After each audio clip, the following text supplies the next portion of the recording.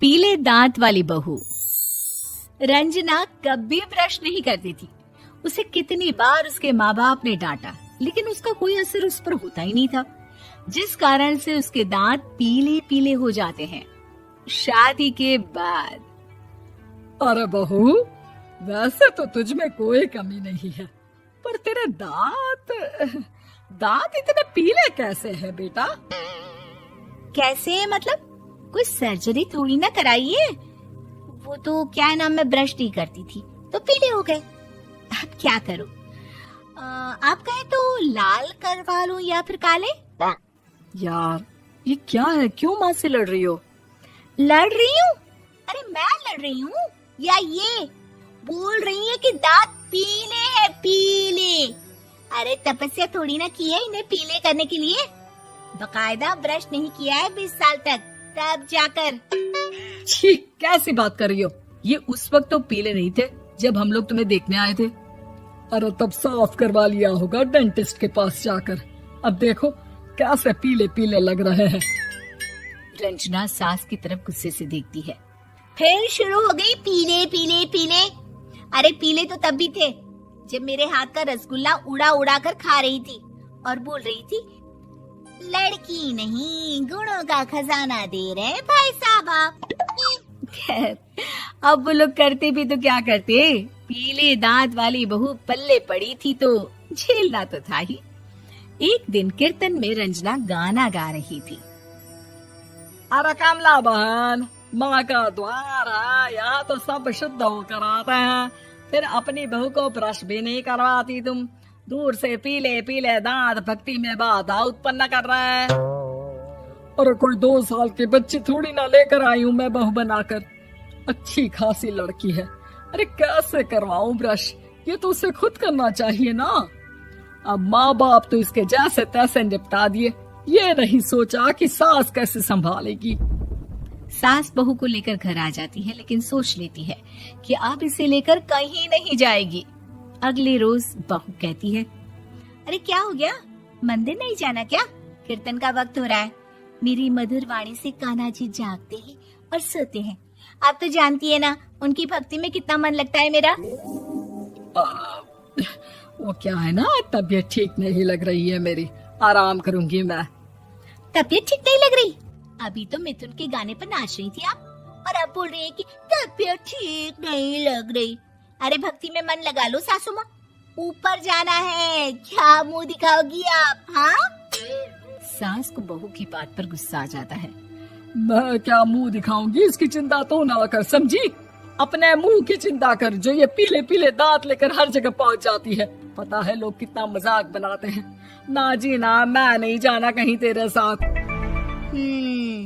तो ये बात है, कोई ना, मत जाओ, मैं अपने कमरे में ही बैठकर भक्ति कर लूंगी।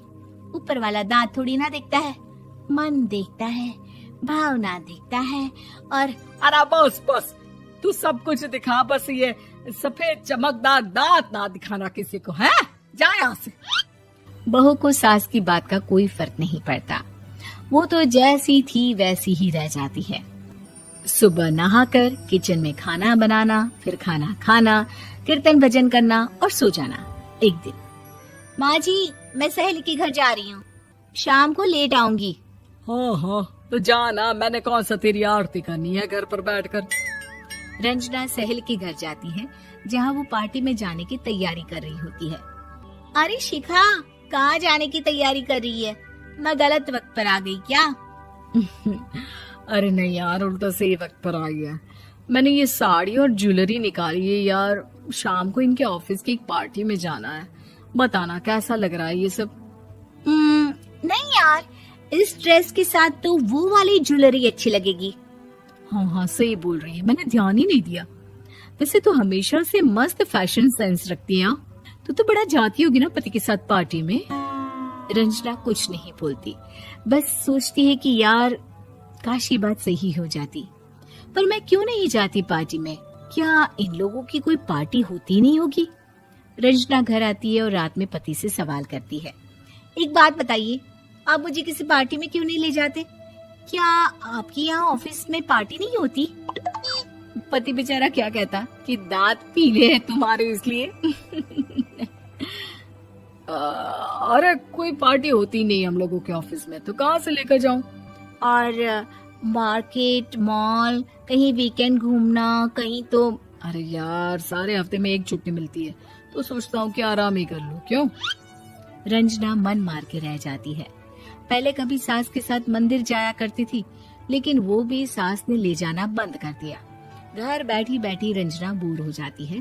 तभी उसे आइडिया आता है और वो मायके जाने का सोचती है। सासू माँ, 2 दिनों के लिए मम्मी के घर जा रही हूँ। अच्छा ठीक है, आराम से जा। और हाँ, माँ से कुछ अच्छी आदत सीख कर आना कि कैसे शरीर के हर भाग की तरह दांतों की सफाई भी जरूरी होती है, समझी? शुरू हो गई ना आप। वो लोग आपकी तरह नहीं है कि छोटी छोटी बात का बतंगड़ बना दे। उन लोगों के लिए मैं मायने रखती हूँ, ना कि मेरे पीले पीले दांत।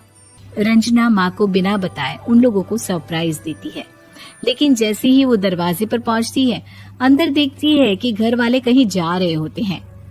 अब माँ, काश रंजना दीदी के दांतों वाली प्रॉब्लम नहीं होती, तो वो भी हम लोगों के साथ चलती ना बुआ जी की बेटी की शादी में। हाँ बेटा, लेकिन अब उसे कौन समझाए कि उसको उसके पीले दांत नहीं दिखते, लेकिन उसके आसपास के लोगों को कितना एम्बैरेसिंग फील कराते हैं। मुझे तो कितनी बार उसके स्कूल की टीचर ने शिकायत की कि उसके साथ कोई लड़की बैठना भी नहीं चाहती, और ना ही कॉलेज में कोई उससे बात करना चाहता था। लेकिन पता नहीं क्यों उसे ये बात समझ में ही नहीं आती। कोई कमी नहीं है उस लड़की में, बस यही कि दांत पीले हैं। वो तो भला हो जीजा जी और उनकी माँ का, जो दीदी को जैसी है वैसे ही रखा हुआ है। रंजना को अपने घर वालों की बात सुनकर बहुत दुख होता है। वो सोचती है कि वो क्या करे, लेकिन फिर वो सीधा डेंटिस्ट के पास जाती है, अपने दांत चमकाती है और कसम खाती है कि वो रोज ब्रश करेगी। अरे क्या हो गया?